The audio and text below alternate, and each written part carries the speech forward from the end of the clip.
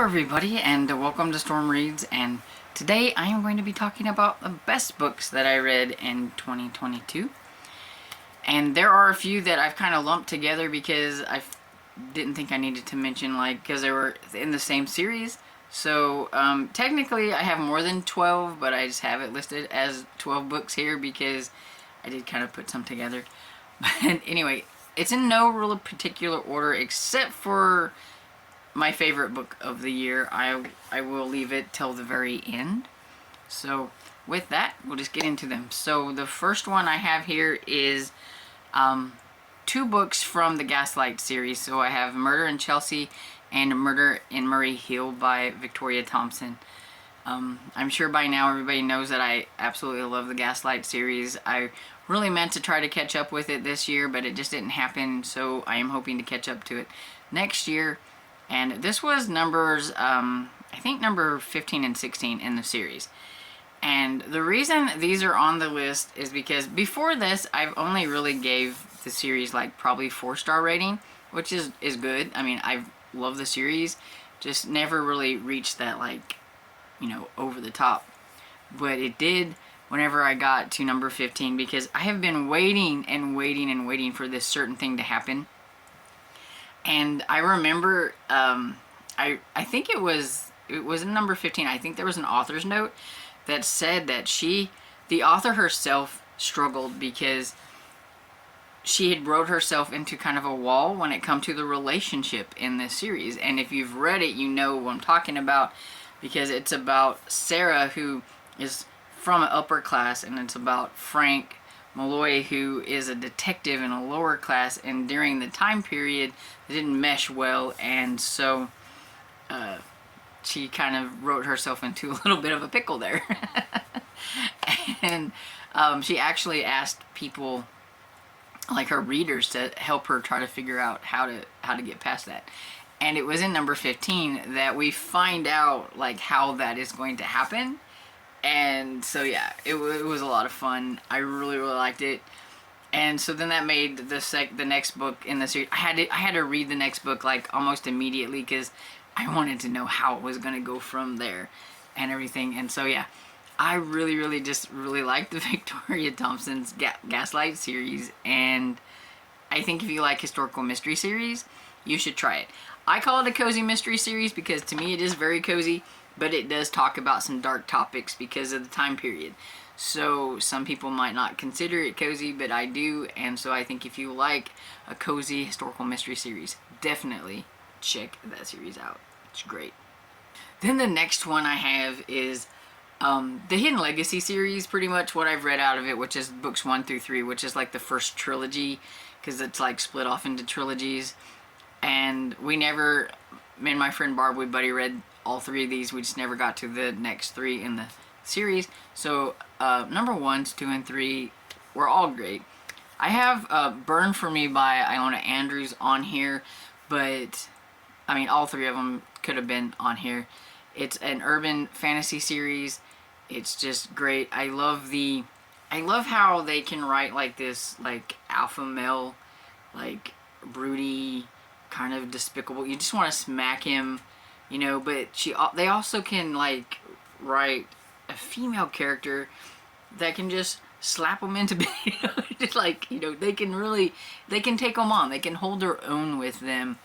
I found that out whenever I read the Kate Daniels series by the same author duo, and yeah, I love it. And this has the same kind of tone to me as that series and everything, but I just really liked Nevada, and she's a great character. She's a fun character. And Mad Rogan, that is the guy. Yeah, he was a lot of fun.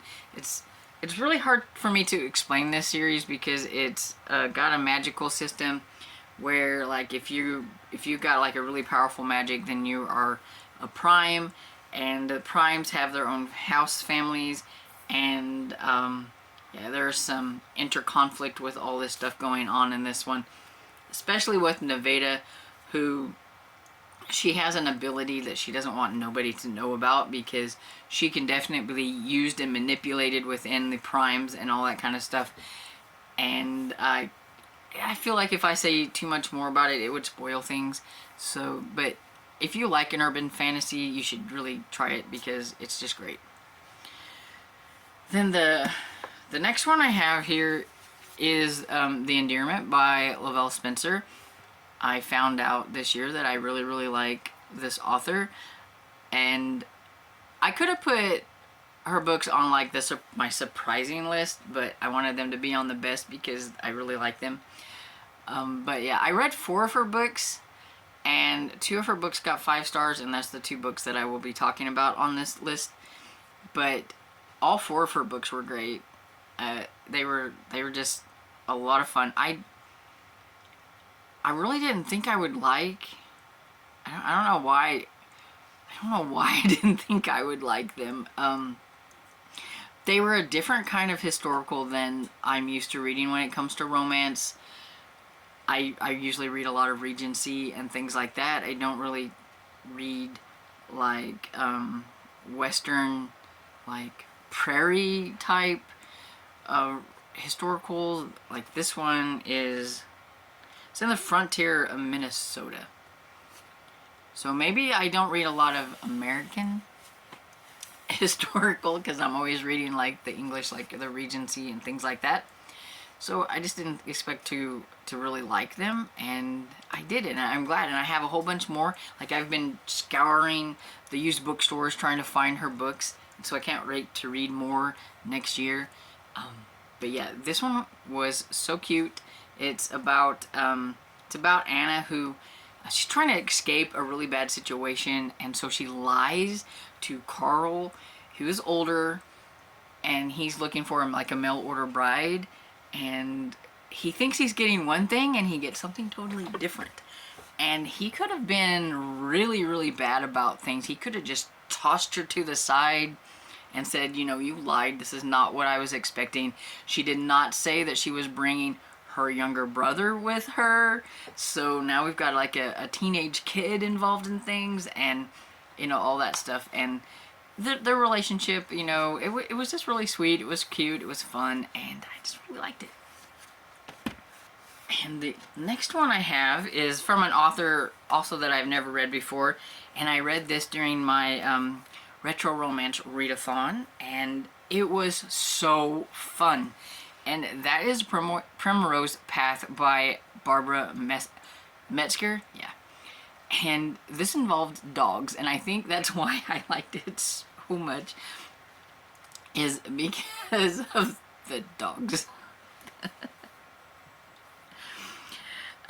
So it's about you've got the Viscount Knowles, and he is trying to settle some of the estate from, I think it was his aunt or whatever, but she has left it in the will, like the Primrose Cottage thing, to I can't remember her name. It's Angelina, and she is supposed to stay there in the cottage and take care of the older lady's animals, her dogs. She has quite a few, and they're different. They're kind of like the dogs nobody else wanted or whatever, and they got personality. And he's trying to figure out a way to get rid of her and the mangy mutts and all that stuff, and in doing so he just falls for her, and it was just a lot of fun. It made me laugh so many times, and they usually involved one of the dogs. The dog tripped him, tried to bite him, tried to, you know, it was a lot of fun. I could actually see myself reading this one over again because it, you know, it made me laugh, and I like books that make me laugh, and they're just, it was a fun romance. And I got a few other people to, I think, read this one as well, and I think they liked it too, so yay. So the next one I have is Still Life with Crows by Douglas Preston and Lincoln Child. I think it's number 4 in the Gaslight series. And I've really enjoyed all of the books so far that I have read from the series. I think I read 2 books this year from the series. So, I mean, I'm not very far into it, but every one of them that I've read, I've really, really enjoyed. I can't necessarily remember exactly what happens in this one, but I know there's like a series, like some murders that happened that were different, and usually that's what happens. The murders that happen are usually really strange and different and unique, and that's usually why Pendergast gets mixed up in it. And I'm still not really quite sure exactly who he's working for or what he's doing. He seems to just show up when something weird happens, and it seems like that even if people don't want him there, that they can call like the authorities and he's allowed to be there, and it's like he's his own little FBI like secret agent like facility, and you just really don't know a lot about Pendergrass.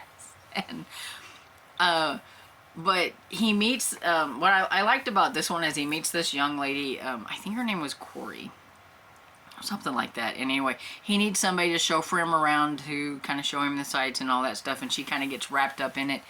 And she didn't really want to do things. She gets kind of interested in what he's doing and follows him around and kind of gets herself in a little bit of trouble, and he has to help her out and all that kind of stuff. But yeah, overall it was just fun. I really liked the mystery in this one.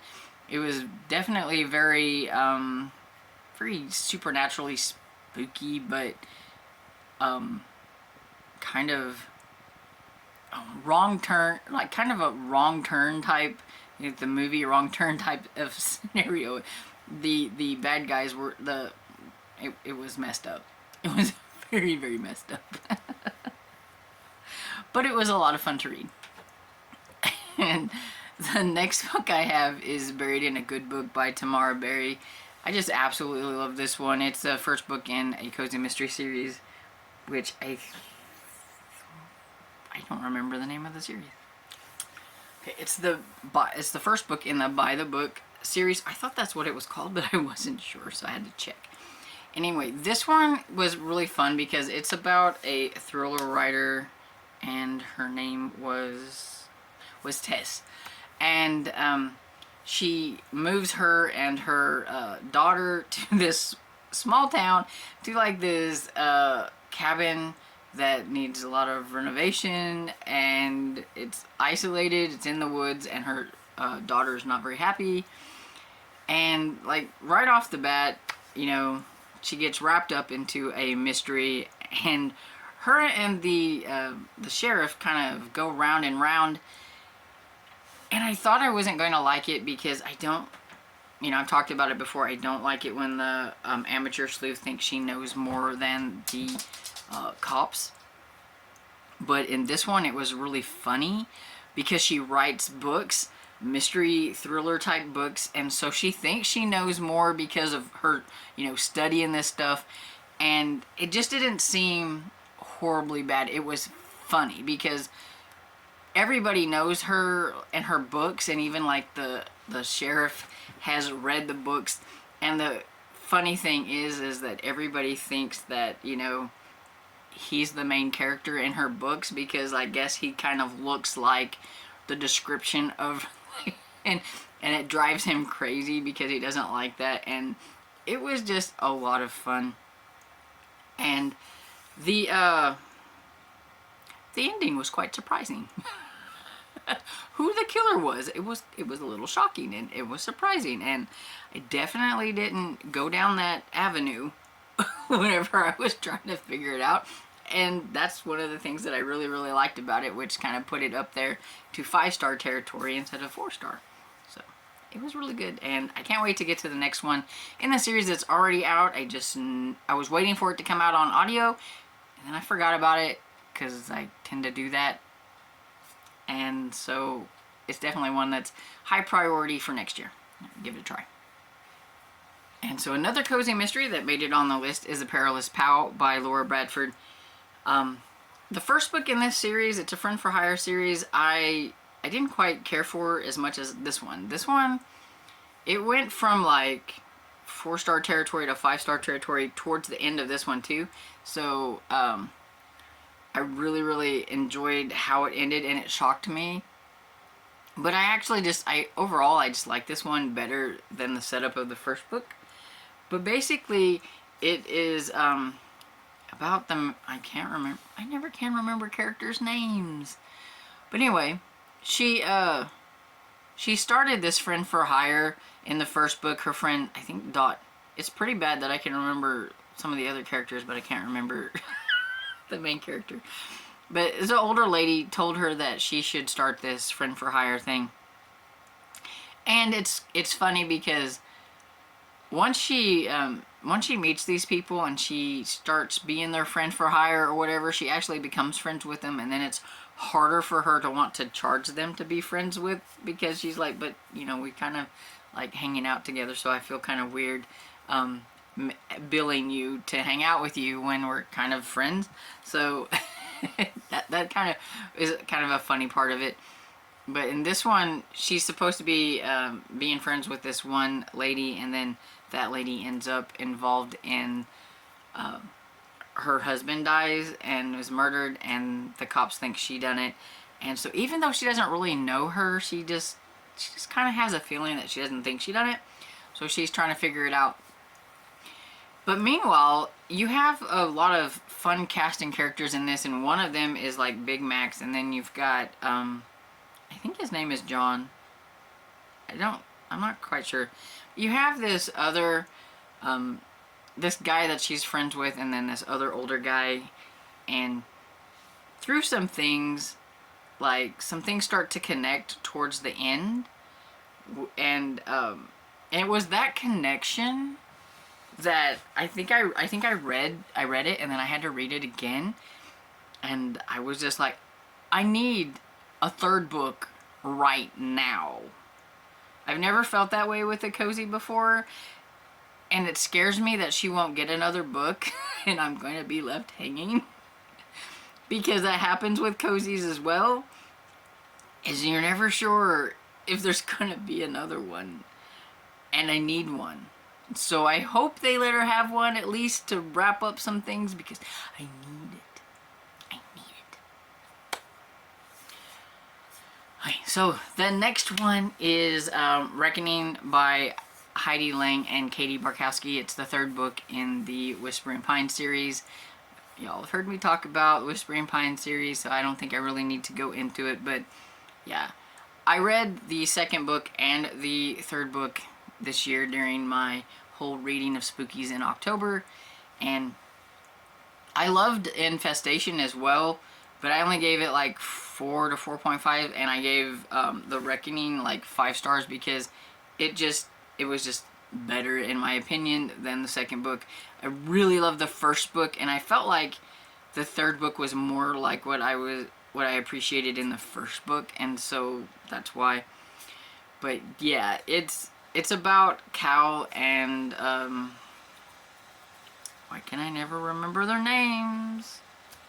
But it's about Ray and Cal, and you've got this green on like company, and there is it Violet? Is another one of their friends. But it definitely, it's really hard to explain without spoiling something, but it has this, definitely has a Stranger Things kind of vibe to it, and an X-Files vibe to it, and you've got this company that, there's something not right with this company, and things happen, and the guy doesn't have any problems with sending young people down into these like tunnels where there's nasty stuff going on. Like, they had those bugs in like the second one, he had this infestation and stuff. And it's like, but the guy says he will help these people, like, well, I think it's Violet, because she accidentally gets a disease of some sort, and like I said, I don't want to say anything, but he's helping her, but she has to do things for him. And it's kind of the same with Ray. Like, her father went missing, and she is pretty sure that the reason he left is because of aliens, and nobody will believe her. And so this guy also said he would help her find out what happened to her father if she does these things and stuff. But it's the creepiest middle grade series that I've ever read. So I know a lot of people that think that the Small Spaces series is like a really creepy middle grade, and I think if you think that's creepy, you should try Whispering Pines, because I think it's creepier. And I love it, and I'm here for it, and I can't wait for more. So there better be more, because it kind of got left on a little bit of a cliff. Next book, The Witness by Nora Roberts. I'm sure you guys have heard me talk quite a bit about this lately, since I just read it in November, and so I won't say too much about it. But I thought it was a lot of fun. It was very surprising as well, because I haven't really read a lot of Nora Roberts, and to like really like it as much as I did really makes me think that I really like her romantic suspense over all of her other types of books that she reads. This one is about a girl who, in the beginning, she's like 16 or whatever, and she sees something really bad, and some other things happen, and she just, pretty much she has to run. And then you have her whenever she's older, like in her probably like late 20s or whatever, and she's changed her name and all that, and she's living in this kind of a smaller town, kind of secluded by herself, and she's learned a lot about computer stuff and security and things, but she's pretty much protecting herself from some big bad Russian people, and she doesn't want to talk to anybody, she doesn't want to be friends with anybody. She was very naive because of how she was raised when she was younger, and she's still quite naive whenever she got older. Not quite to the point of whenever she was like 16, but because of that, it just overall just made this book like a lot of fun, especially when she meets I can't remember his name. I know it starts with like a B. Brooks. Yeah. When she meets Brooks and his family and all this, and she doesn't want to get to know anybody, because she just wants to keep people away from her and just kind of concentrate. She's really trying to take down these people and everything, and trying to figure out how to do it from afar. And yeah, but it was a lot of fun, and I was really surprised that there were quite a few people that read this kind of with me whenever I was reading it, and everybody seemed to like it, so it was a big hit overall. Okay, so the next one I have is The Christmas Spirit by Debbie May Comer. It's not a real big surprise. It was her Christmas one from this year, and it was a lot of fun. It's very delightful, just made me chuckle, made me laugh. And it's about two friends who change places, and you know, things happen. And then the funny part is because one was a pastor and one was a bar owner, and they change jobs because the other one thinks that the other one has it better. And then insanity ensues, and it was a lot of fun. And then the second to the last one that I have on here is The Plot and the Pendulum by Jen McKinley. I just read that one this month, actually. I had been waiting for the ebook to come in from Libby, but it just wasn't happening, and I wanted to read it, so I just went ahead and got it on audiobook and listened to it, which was fine.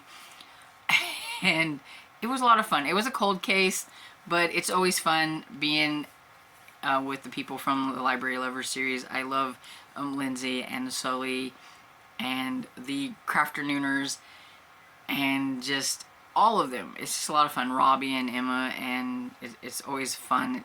It's very homey for me to just be there with all the characters. I don't really think that I have to care what the mystery is about, which is really different for me, because most of the time whenever it comes to cozy mysteries, if there's not like a mystery at the beginning of a book, when it's a mystery, I'll start to get a little bit bored, because I'm like, you know, let's get on with it. I'm here for the mystery. This series, I'm there for the cozy. I just like being in there. And it was a cold case, which is not everybody's cup of tea, but this cold case was very interesting. I think because how it was done, it was a lot of fun. And so, yeah, I cannot wait for some more. Please, I do hope there's going to be some more. Needs to be more. I mean, I can understand if there's not, because it's like, this was like, what, book 13? but there can be more. Okay, so the last book, and you know, it stayed my favorite. It was my favorite whenever I read it in February, and it's still my favorite. Nothing ever really beat it. You know, there was some that might have been right up there with it, but it never really beat it out in my thinking, and that's Years by Lavelle Spencer. This should have been also on my surprising, because this is where I was very surprised that I liked this book. I went into it with low expectations. This was one of Melissa from Library and Labrador's favorites, and I wanted to try it, and whenever I came across the book at used bookstore, I picked it up, and yeah. But yeah, this one is set in Alamo, North Dakota during like the it's there, yeah, 1917. Farming life is very hard, especially up in the Dakotas, and Teddy is looking for a teacher, and the teacher that he gets is not what he's expecting. He is expecting a man, not a girl. Not like an 18-year-old girl fresh out of like school, and this is her first teaching job ever, and he pretty much wants to send her packing. he's very grumpy. Teddy's very grumpy. And so yeah, it's definitely got the age gap romance, because he, I believe, was in his 30s and she's 18. But I mean, this is 1917. Things were done a lot different back then. And yeah, but he's like very shy, very like standoffish and everything. So it was just a lot of fun. It's definitely a slow burn romance, and it was just a lot of fun being with the characters. I could actually see myself probably reading this again, even though it broke my heart a little bit. Nobody told me. I was not expecting it to break my heart a little bit. I do not like books that make me cry. I don't like it when my heart hurts. And there was a part in here where it hurt my heart. I was not expecting it. I think that was it. I knew I wasn't expecting that. But, you know, all realities, that kind of stuff happened back in this time period. But yeah, it hurt my heart. But yeah, everybody knows this was going to be my favorite. I gushed about it all year long. Anytime I could talk about it, I've talked about it, and I've gotten quite a few people to read it, and my job here is done. So yeah, my favorite book of the year. And so what were some of your favorite books of the year? Let me know down in the comments, and I hope you enjoyed this video, and if you did, please give it a thumbs up and subscribe, and I will see y'all in the next video. Bye.